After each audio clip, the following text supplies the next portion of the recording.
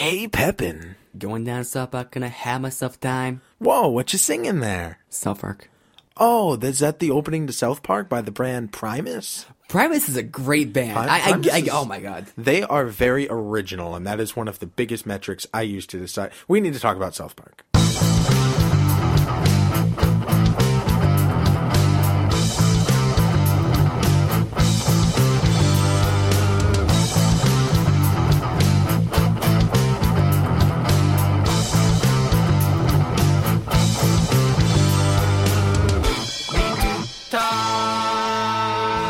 Welcome back. So glad you guys could join us. That is one of the greatest metrics that I use to decide whether something is good or not, in my opinion, is originality. It plays such a huge role. And also, fun fact. Primus is the only band to have their own genre in the ID3 tags.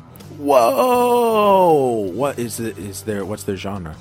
Primus. Oh, they are their own genre. And what would you?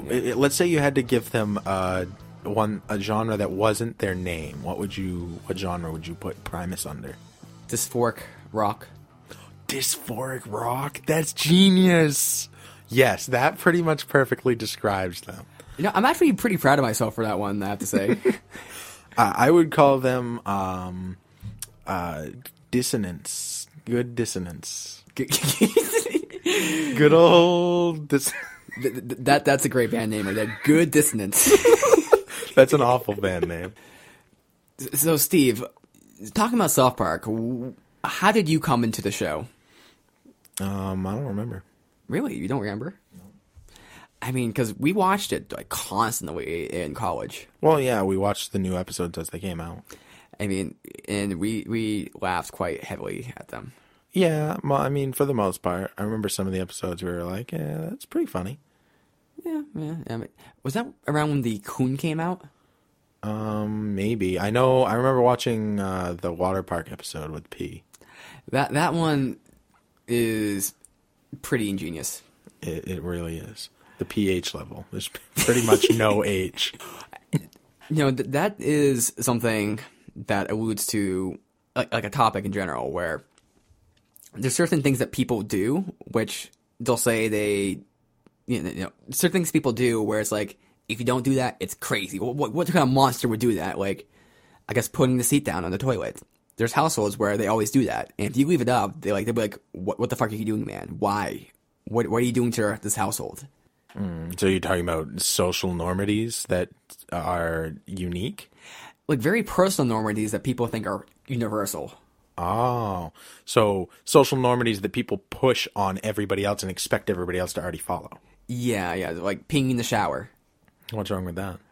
I don't think anything's wrong with that, but there's plenty of people, like the episode showed, that, was talking about it. They find that, like, how could you? Well, there was, like, one person in that show who didn't like that. I've been involved in conversations. Yeah. And those conversations, like, how could you? And then, people, like, are 50-50 on that. I like when they piss on the monkey. Was that a thing? Yeah, because they were using monkeys to determine how they were going to cure people who... Because the monkeys would all get crazy and then they had to shoot them. So they'd piss on a monkey and then they'd be mad and they'd shoot it. And then they give it a banana and it's okay. It's even funny when you give like a wicked overview of the episode. But then to see it actually happening, it's so much more clever.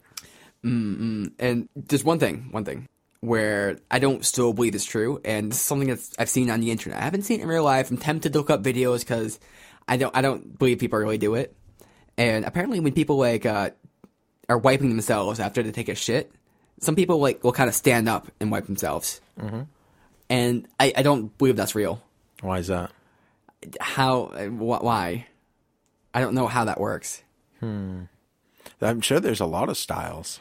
I mean, I think the main style is, you kind of lean forward a bit and then, you wipe your asshole. What if people can't? I guess geometrically it's all the same, right? Well, I mean, if you stand up, I feel like you have to go between your ass cheeks and, it's just kind of like in the way. Like now you get your whole hand in there. It's like, okay. So we've gotten onto a shit topic again, but so you're saying that the that it's only logical to use the toilet seat spreading your butt cheeks to your advantage. Yeah, I mean, otherwise it's like slipping your hand between like the a mattress and the the box spring. Well, yeah, but what better place is there to keep your money? This is a great point. This is a great point right here. And that's something that Southpark does quite a lot, is they bring up really good points about different topics and different political topics. Yeah, especially with political topics. They're just able to get both sides of the story and give them both in a way of saying you're both fucking ridiculous. I mean, I remember when it came out, there's the 200 and 201 episodes, which were, they didn't think it really focused around censorship and Muhammad and such, but there was this one joke in there where I'm gonna draw a picture of Muhammad, and it's just like this little stick figure, and it was like, is that okay? Is that okay? And it, like, that one joke just encapsulates so much in it. Like, where's the line? Like, oh man, if I could come up with that joke, I would be so happy. Well, you could. You just need to be brilliant. I'm trying to remember South Park episodes right now. It's not working. All right, we're gonna go into my history. Like, remember that South Park episode where Napoleon, where Hitler took Poland? Do you remember that? Like, Nate, that was actually the world. Yeah. So when I was first introduced to South Park, I was kind of turned off because this was with my friend Ryan. You know Ryan. Oh, I know Ryan. And he's like, hey, watch the South Park the movie. It's going to be great. And I'm like, oh, okay. And when I saw it, I was like in 6th grade or something. I thought it was the stupidest fucking thing I've ever seen. Like, it's just, I thought it was like an adult kiddie show for kids who just wanted to swear. Because I didn't swear in the past. I don't know if people know that, but... And all this happening is just Lexel swears and stuff. It's like, man, this is so childish right here. But eventually, I somehow got back into it, or I started watching it. I think it was by accident. I saw this one episode where Cartman was trying to go back in time, and he's trying to file all these rights to do it. Mm-hmm. And then he eventually does it by like electrocuting himself in like a thing. He drops him and TiVo at the same time into a kiddie pool. And TiVo is pumped full of history documentaries from the time period that he wanted to go back to. And it was censored. It was on like a TBS or something. I don't know. It was kind of weird. But it was the satire involved was so like on point, and the jokes, the memes. I was like, this is so good. Mm. And from there, as I started watching it, and I actually went back and watched South Park the movie. One of the smartest movies I've seen. Mm. Yeah, Matt Parker, Matt Stone, Trey Parker, whatever the fuck their names are. Matt and Trey, they are brilliant for sure. I think that's pretty undeniable as far as iconic comedy and paving the way and being the definition of satire. Although The Simpsons are really good at it too, to be fair, if we're talking about animated comedies. They just have a very different approach. Mm. What's interesting is they had an episode called The Simpsons Did It. And apparently this evolved out of boardroom meetings with every time they would have an idea, someone in the writer's room would say, Simpsons did it. Simpsons did it. So eventually they thought they'd do an episode about it. And so they may have this whole episode with Butters and, Simpsons did it and stuff. And so that was the B plot. The A plot was something about creating sea monkeys and stuff, and creating some utopia that goes all awry. Mm-hmm. Yeah, they dive into their dead bus driver's stomach and pull out the semen that's in their stomach. Yeah, doesn't also Cartman sucks them out of a straw? Well, they needed to, after they found out that was like creating a super race, then they had to find more semen, so they went to sperm banks, things like that. And then there's an offhand joke where Cartman says something like, yeah, and then the last little bit I got, but some guy made me go into an alley and suck it out of a straw with my eyes closed. And one of the guys is like, suck it out of a straw? And he's like, yeah, just suck it right out of a straw. So I guess one little fact about that episode is, they went through it, they wrote it, they kind of like scripted it out and started, getting it down. And then towards the very end, like, one guy is like, kind of like, Okay, I still gotta say it. The Simpsons already did this. Wait, what do you mean? The Simpsons did? So you guys were having such fun. I couldn't stop you. You know, I didn't want to bring you down. This whole like sea race thing. Simpsons did it, and they're like, fuck. But then they're like, wait a second. We can wrap up the A and B plot perfectly now. Mm-hmm. And so it ended up being one of their devices there. Mm. Yeah, they're very good at making A and B plots come together. A lot of times in ways that you don't expect. While we're talking about outlandish things that happen on the show, there was that one episode where Bottom's bottom bitch, where he's doing the prostitution ring, and the B is the police chief trying to take down prostitution rings by being a prostitute himself, and there's the when he gets into the car with that guy, some guy picks him up on the side of the road, and he gets into the car and he negotiates the price with him, and then he's like, it's like $5 for a blowjob, $20 for anal, and the guy's like, okay, and gives him $20, and then he's supposed to say the code word to get the SWAT team to come in, and so it looks like he's gonna say it. He's like, all right, let's do this, and then waits until the guy gets the services he paid for, and then he says the code word afterwards, and then he does it for like a whole fraternity, for like the entire fraternity. He fucks them all, and then he comes out and he's like, that's a lot of work. He's like, bring this to evidence. And he's got a bag, like a huge freezer bag full of cum. I think the ending joke with that episode was he gets married to this guy, and then to the pimp, yeah. And then at the very end, he's like, "I've got you." Yes, he just takes everything way further than he has to, and that's the joke. Absolutely. And then the code word's like stretch. He's like, man, you really gave my hole quite a stretch. And then the guys in the SWAT van just look at each other like, what the fuck? One interesting character, who's pretty iconic in the show is Cartman. Mm-hmm. And Cartman is one of these characters who really pushes the lines of, the boundaries of what's okay to say. What's okay to say. And he's just a terrible human being. I think we can say that. Mm-hmm. And I think the later seasons have been trying to flesh him out a bit more because he's more complicated. But at the same time, he I don't know, he's still kind of like likable. Like, I have to say, I love seeing Cartman on screen, mm-hmm. and it's hard to say why exactly. He was originally based off of a character from another TV show who used to say awful things, but they couldn't use the character very well because he was like just a full-grown man.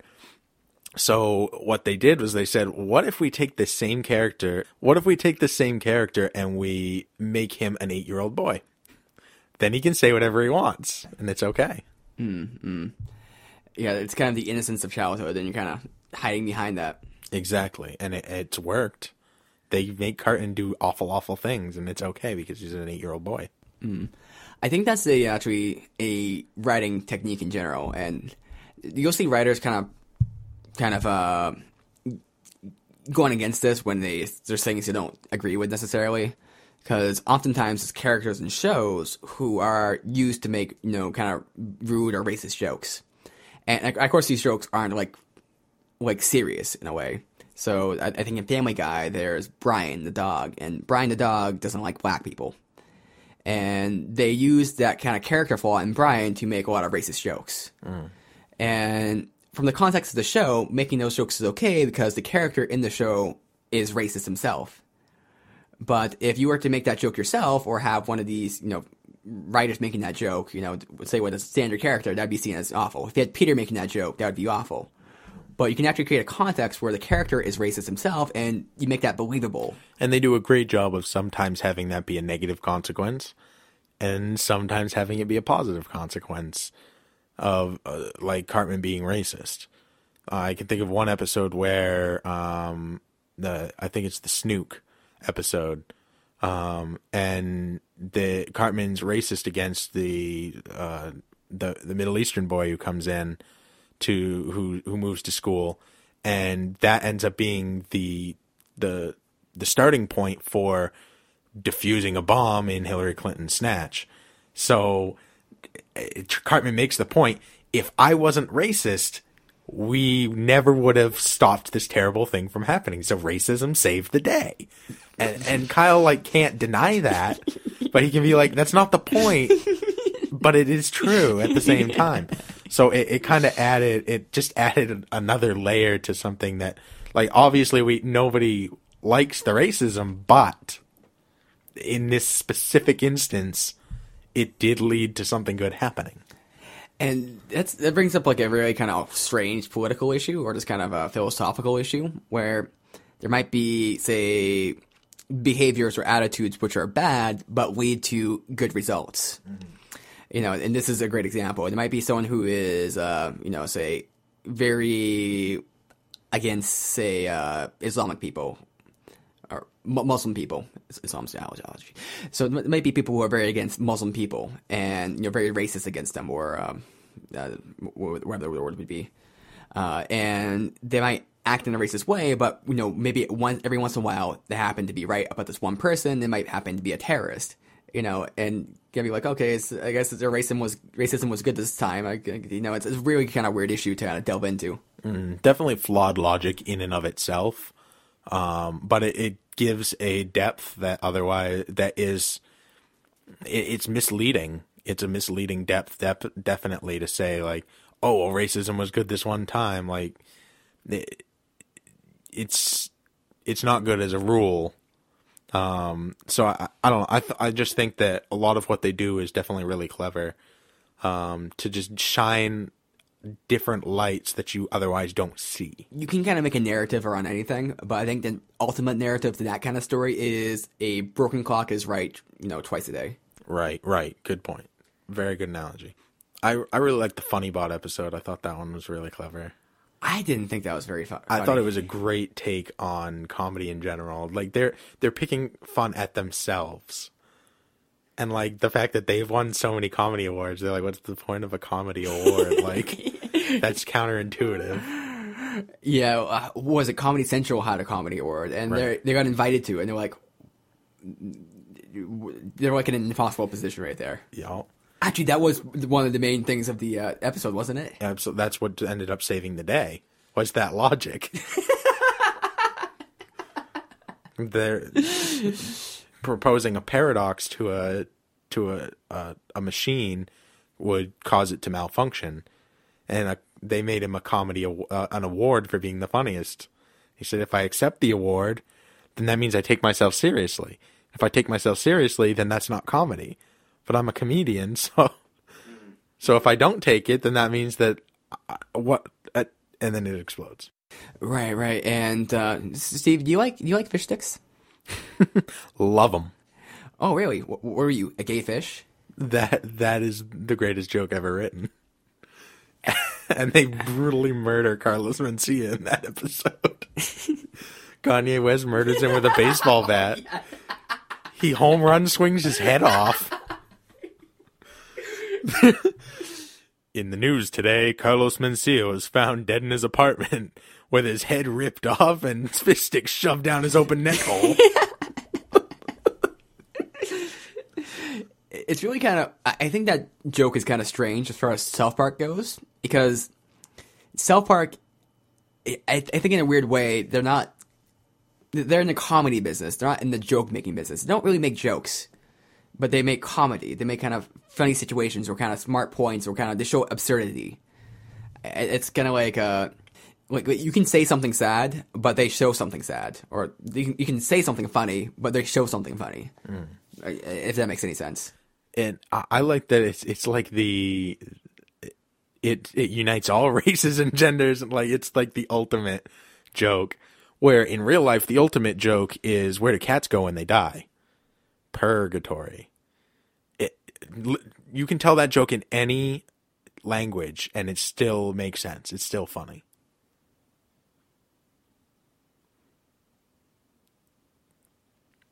In Spanish, where do cats go when they die? Purgatorio. Still has gato in there. Still got cat, Nate. So that's the all-inclusive joke in real life. But Fish Dicks is a great joke. And I think that episode jokes Cartman a little bit better because he starts out doing very little to help write the joke, but by the end, his mind has twisted it to where he was the star the whole time, to the point where he would let himself be murdered because he truly believes that that's what happened. And it shows, I think they describe it as the mental gymnastics that he goes through in order to make himself seem more important than he actually is. And you can really get inside the head of Cartman a lot of times. Especially, oh my god, Scott Tenorman Must Die. Yeah. It's kind of weird because I had seen all the episodes, I thought. And then we got to 201, and one of the big reveals was Scott Tenorman. And you know who he was. You're like, oh my god, Scott Tenorman? And I was like, who's that? And I used to watch all the episodes on my Zune. You know, that's an old thing back at Microsoft back in the day. Wow, Nate, you're on the edge of civilization, just barely fringing in. But so I had all the episodes on there, and all of them except for this one, I guess, and I missed it.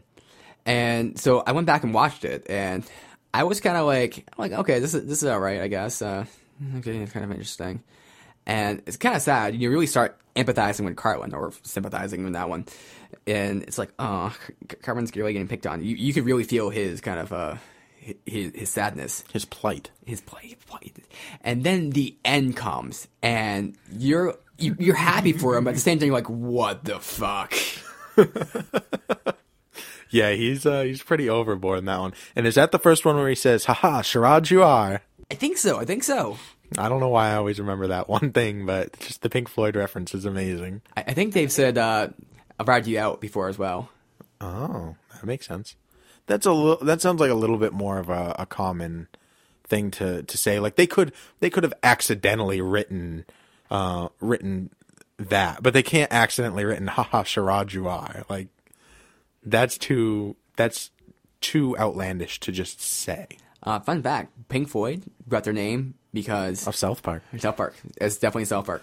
South Park came over and they were like, "Hey, Pink Floyd, you should have a good name. How about Pink Floyd?" And they were like, "That's better than what we had. We were gonna be banana not muffin." And one interesting thing about South Park, which I find really kind of amazing. I mean, maybe I don't find it too amazing, but it's animated within 7 days. Yep. And written and animated within 7 days. Yeah, the small caveat maybe being that they kind of get like what they call like 1 or 2 bank shows every season. Mm-hmm. But yeah, generally written and animated within 7 days. Mm-hmm. And this is why they had that one time where they were able to kind of have the episode about the president, the election with Obama and McCain, and have it, almost be exactly and kind of write in who the winner was. Yep. They did the same thing with the most recent season, too. I haven't seen the most recent season, really. Well, there's a big emphasis on Hillary versus Trump. Except Trump in their universe is dead because he was fucked to death by Mr. Garrison. I remember that. And then Mr. Garrison ran for president. Mr. Garrison becomes Trump at the end of one season, and then that's the start of the next season where he's running for president and he becomes Trump. I remember member berries. Yeah, I mean, they make a really good point with member berries. I don't know. I just want to see how it concludes and see if it maybe they'll wrap it all together in a way that I didn't even perceive it's possible, and that will that'll redeem it. I was really disappointed with the conclusion of the initial plot with I forget what season it was, but it's like they had, I think it was Trudy, like the principal was always like, "Oh, shut up, Trudy," and then it became like, "Oh, it's the ads the ads are kind of getting to you and stuff," and then PC Principal eventually kind of killed it off or something. And then the Whole Foods kind of went off into space. All very normal things to happen on South Park, but out of context, that sounds fucked. I feel like they had something there, something very interesting, and they couldn't quite figure out how to do it. PC Principle was an amazing decision by them to bring South Park into the 21st century. They were stuck where they were at, and PC Principle changed the game. It was way more than just a character coming in. It was a decision to pivot their entire show. And I think it was a brilliant decision. It really did change a lot. I know I used to read like the message boards a lot, and people really didn't like him very much. And I think that's part of the thing that is so ingenious about him. You don't like him, and it provides a barrier for the characters to overcome. Because this is a barrier that's not unlike the other barriers. He beat the fuck out of Cartman.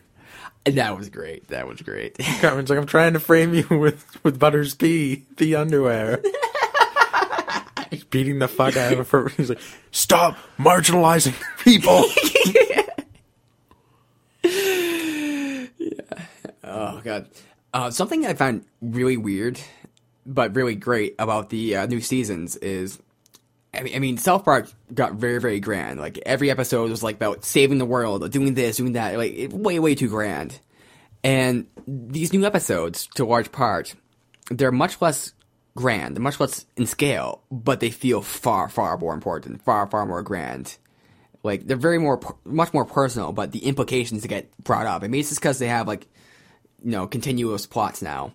But, like, I don't know, there's this episode where, like, all the girls are breaking up with the boys, and the ending of that was like, oh shit, man.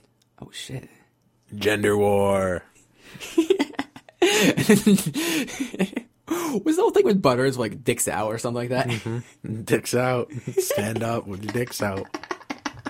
He's just going around with his dick out. Oh boy. And then at one point they're like, Butters, not now. He's like, sorry. God, there's this beginning of that one episode where it's like they're watching a basketball game, and then one of the players just like sits down or something, and then start like announcing, "Oh my God, you're gonna sit down next! Oh my God, you're gonna down!" And I think that's very good commentary on kind of when you do something kind of not outlandish, but kind of out of character or kind of out of the standard balance of societal convention or the games of the rules of the sport. Like, people start asking, "Is this person gonna do it? Is this person gonna do it?" And then that's what people pay attention to. Mm-hmm. And and that's what people are looking for. They're not really watching the game; they're watching to see if people do that. Right, like everybody went to the game, and it was a huge turnout for the game. And they went during the national anthem is when some people either kneeled or whatever. And then after the national anthem, everybody left. They're like, "Wow, that was a great game." Like, they only came to see that one thing. They didn't care about the game itself.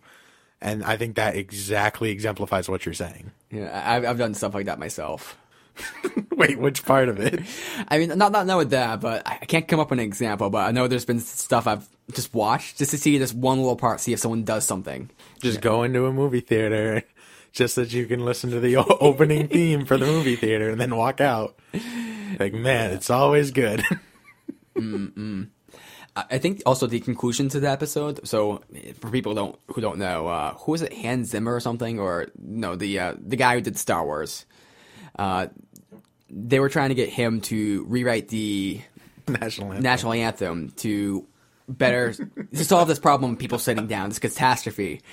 And, he's like working on it and stuff, or they have to convince him and stuff. And he starts working on it, and like, when I watch TV shows, like, I'm often thinking how are they going to resolve this? What are they going to do? What can pay off for this? And I couldn't figure this one out because I'm like, they got themselves in a corner. They wrote themselves into a corner. And then at the very end, the thing comes up with is, you may stand, sit, or what do we want to do for the national anthem? And then just plays the national anthem. And it was the most ingenious kind of basic thought ever. They made a really, really simple way to solve what they considered a problem. Like, nothing.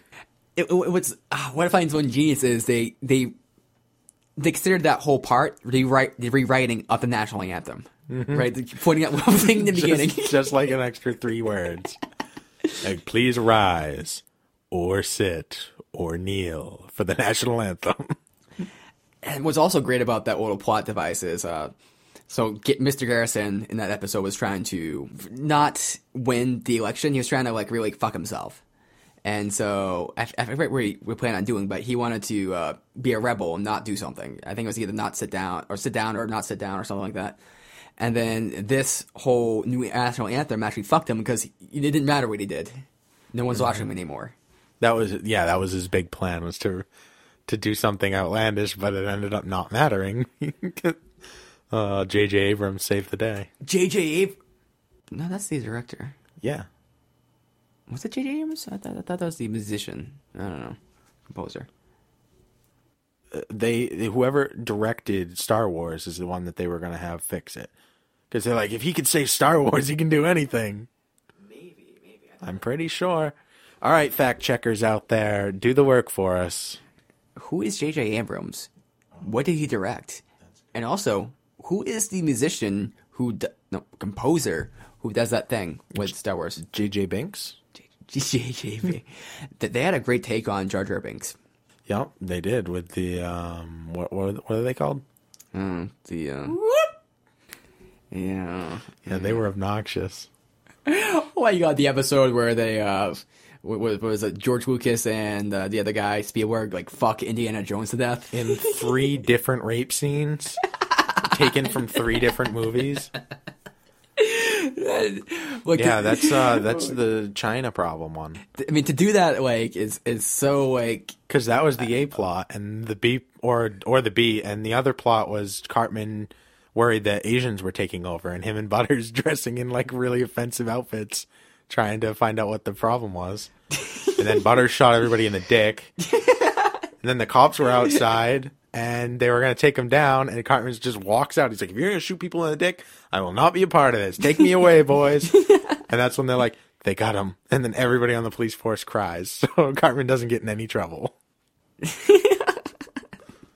You don't shoot someone in the dick. I think that's actually something that's kind of true. Like, even among, like, maybe it's not actually true, but I do think there's that kind of, like, pride. You know, you don't shoot people in the dick. You don't do that. Well, I mean, yeah, it's just not good manners. Yeah, I mean, it's like in fights. You don't kick people in the balls. Well, ideally, no. But if you're fighting for your life, then all bets are off. Yeah. Well, if you're talking about a contest, that's a different story. Well, I mean, let's say you're, like, drunk and you can get into a brawl with some guy at a bar, and you kick the other guy in the balls. People can be like, dude, man, what the fuck?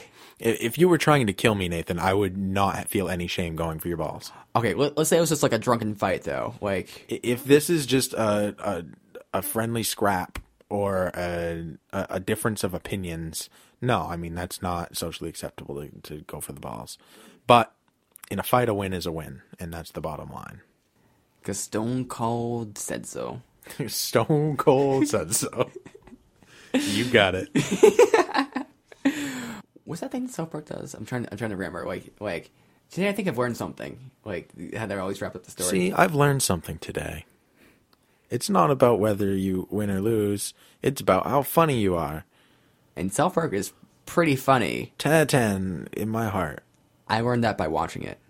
I learned that by you watching it and telling me it's funny. And that's how I get all my opinions. This is just pretty much what we did today. We just sucked the dick of Southpark. Through a straw. Just put it in a bag. Or either that or we ate the pussy out, but that doesn't sound as like...